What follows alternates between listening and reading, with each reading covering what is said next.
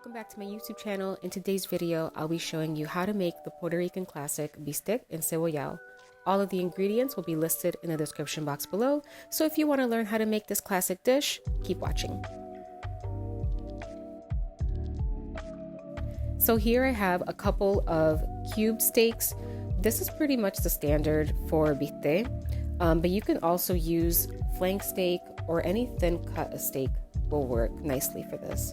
So what I like to do, I like to add a generous amount of extra virgin olive oil, about 2 tablespoons, and I like to coat both sides of the steak and massage the oil in. This is going to help my seasonings stick to the steak while the steaks are marinating in the fridge. So after I go in with olive oil, I go in with about 3 or 4 mashed garlic cloves. I try to distribute those evenly on both sides of the bistecs. And then I go in with some adobo, a pretty generous amount. After that, some ground oregano powder and some black pepper.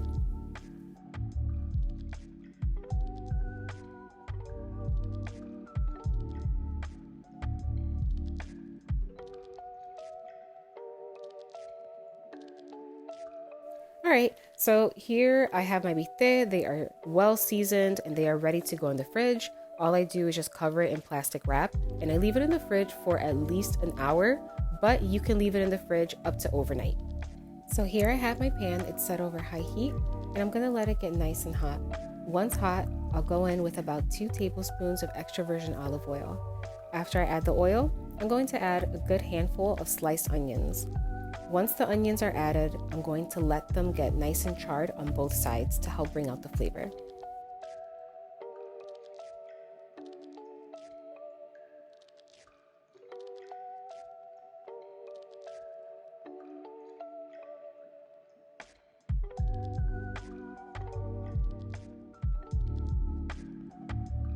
Okay, so now that my onions are nice and grilled how I like it, I'm going to remove them from the pan and set them aside. So once the onions have been removed, I'm gonna go ahead and add my bistec. It smells so good.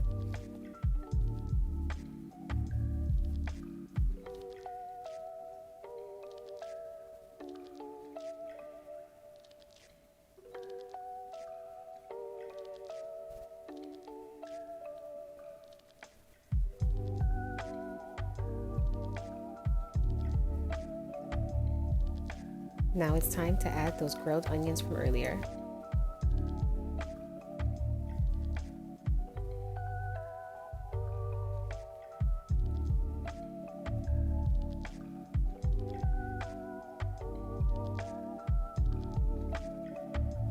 Now this is probably one of my favorite ingredients when it comes to my cooking. This is optional, but I'm gonna add about a tablespoon of diced pimientos.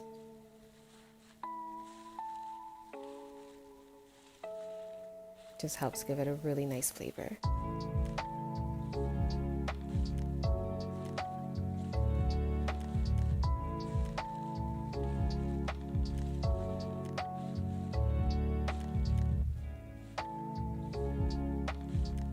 So here I'm going to add about 1.5 cups of water, and then after that I'm going to add a little bit of salt just to taste. Remember, we already seasoned the bistec earlier, so we want to be careful with adding extra salt. If you want, you can just check for salt when your bistec is done cooking and you can add accordingly. So also make sure that you add enough water that covers about 3/4 of the bistec. This bistec is going to braise for a long time, so most of the liquid is going to reduce anyway. So after I've added my water, I will go in and add 1 teaspoon of red wine vinegar.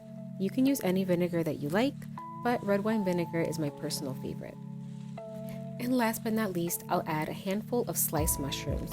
Here I'm just using white button mushrooms, but you can use any mushrooms you like. And if you don't like mushrooms, you don't have to add it. So after I add my mushrooms, I'm gonna set the temperature to very low heat. I'm gonna cover my pot and I'm gonna braise the bistec for about 1.5 hours so that it can get nice and tender. And after about 1.5 hours of braising, the liquid has reduced significantly and the bistec is juicy and so tender.